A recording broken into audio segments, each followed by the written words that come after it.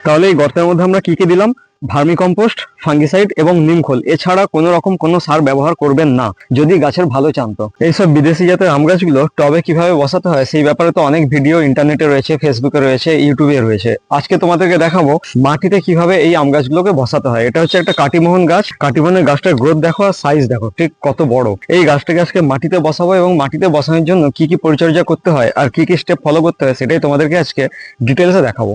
আমার এই ভিডিওটা ভালো লাগলে একটা লাইক করে দেবে আর চ্যানেলটাকে সাবস্ক্রাইব করে দেবে। আর আমার সব নতুন ভিডিওগুলোর আপডেট পেতে হলে পাশে বেল আইকনটা আছে ওটাকে প্রেস করে দেবে। এই ধরনের আমের চারাগুলো নার্সারি থেকে এনে সাথে সাথে বসানো যাবে না, মিনিমাম 15-20 দিন বাড়ির ওয়েদারে রাখতে হবে, তারপরে গাছটাকে বসাতে হবে। আর এই গাছকে বসানোর জন্য কি করতে হবে চলো সেটা আগে দেখে নিই। প্রথমে এরকম একটা গর্ত খুঁড়ে নিতে হবে, প্রায় 1 ফুট থেকে 1.5 ফুট মাপের একটা গর্ত করতে হবে, প্রায় 1 ফুট ডিপ করে। আম গাছ বসানোর জন্য গর্ত তো আমরা রেডি করে নিয়েছি, এরপরে কি করতে হবে সেটা খুব ভালো করে জানতে হবে, না হলে অনেক কিছু ভুল হয়ে যেতে পারে।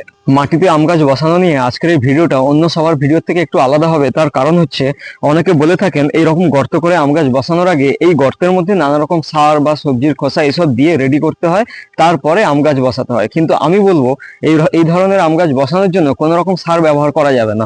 আমরা যখন একেবারে নতুন চারা নার্সারি থেকে এনে এরকম ভাবে মাটিতে বসাবো সেই সময় কোনো সার ব্যবহার না করা সব থেকে ভালো, তাতে গাছের উপকার হবে, গাছের কোনো ক্ষতি হবে না। সার আমরা কখন ব্যবহার করব? গাছ বসানোর পরে মিনিমাম 1.5 থেকে 2 মাস পরে, যখন গাছটা ভালো গ্রোথ নিয়ে নেবে, তারপরে আমরা এই গাছের গোড়াতে সার ব্যবহার করব এবং কি কি সার ব্যবহার করব সেটাও আমি এই ভিডিওতে বলে দেবো। এখন এই গর্তের মধ্যে একেবারে নিচে অল্প করে ভার্মি কম্পোস্ট দিয়ে দেবো। তোমাদের কাছে গোবর সার থাকলে দিতে পারো, আমি ভার্মি কম্পোস্ট দিয়ে দিলাম। এর মধ্যে আরো দুটো জিনিস দিতে হবে, একটা হচ্ছে নিমখোল। এই যে নিমখোল, নিমখোল দেওয়ার কারণ হচ্ছে এই নতুন মাটিতে নানা ধরনের ব্যাকটেরিয়া থাকতে পারে, ভালো খারাপ নানা ধরনের। তো এই নিমখোল খারাপ ব্যাকটেরিয়াগুলোকে নষ্ট করে দিয়ে গাছের গ্রোথে সাহায্য করবে, সেই জন্য 1 মুঠো নিমখোল দিয়ে দিলাম।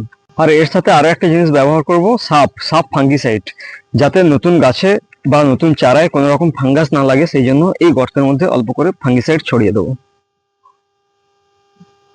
তাহলে এই গর্তের মধ্যে আমরা কি কি দিলাম? ভার্মি কম্পোস্ট, ফাঙ্গিসাইড এবং নিমখোল। এছাড়া কোনো রকম কোনো সার ব্যবহার করবেন না যদি গাছের ভালো চান তো। এরপরে এই গাছটাকে গ্রো ব্যাগ থেকে বের করে নিতে হবে। এই যে গ্রো ব্যাগ থেকে বের করানোর সময় অল্প একটু মাটি ছেড়ে গেছে, সেরকম কিছু ব্যাপার না, একটু টুকটাক মাটি ছেড়ে যাবে, তাতে শেকড়ের কিছু ক্ষতি হবে না। এরপরে এই গাছটাকে একেবারে মিডিল করে বসিয়ে নিতে হবে।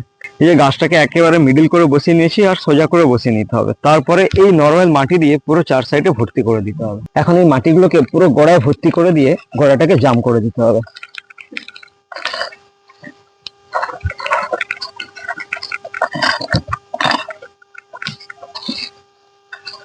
আচ্ছা, এই আম গাছ বসানোর সময় আরো একটা ইম্পর্টেন্ট জিনিস আমাদেরকে মাথায় রাখতে হবে, সেটা বলে রাখি। সে আমরা টবে বসাই বা মাটিতে বসাই, সবসময় এই জিনিসটা মাথায় রাখতেই হবে। সেটা হচ্ছে এগুলো তো সব গ্রাফটিং এর গাছ, তো যে জায়গাটা গ্রাফটিং রয়েছে সেই গ্রাফটিং এরিয়াটা যেন মাটি থেকে মিনিমাম 6-7 ইঞ্চি উপরে থাকে।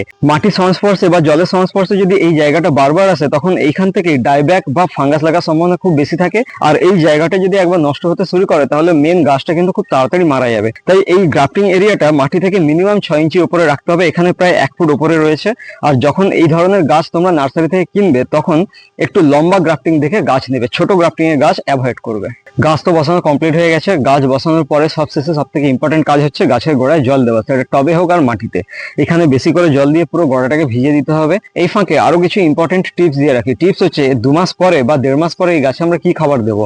1.5-2 মাস বলছি তার কারণ হচ্ছে এই গাছ মাটিতে ভালোভাবে গ্রোথ হতে মিনিমাম 1.5-2 মাস লেগে যায়। তো 1.5-2 মাস পরে আমরা এই গাছে কি খাবার দেবো, কিভাবে দেবো? শিংকুচি, হাড় সার এবং ডিএপি ভালো করে মিশিয়ে নিয়ে 1 মুঠো গাছের গোড়ার একটু দূর থেকে ড্রেন কেটে সেই ড্রেনের মধ্যে দিয়ে দিতে হবে। পারলে তার সাথে নিমখোলও মিশিয়ে দিতে হবে।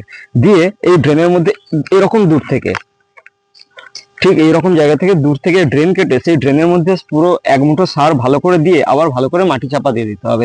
এটাই হচ্ছে এই আম গাছের সব থেকে ভালো খাবার গাছ বসানোর ঠিক 1.5 থেকে 2 মাস পরে। এখন জল দিয়ে পুরো মাটিটাকে ভালো করে ভিজিয়ে দেবো।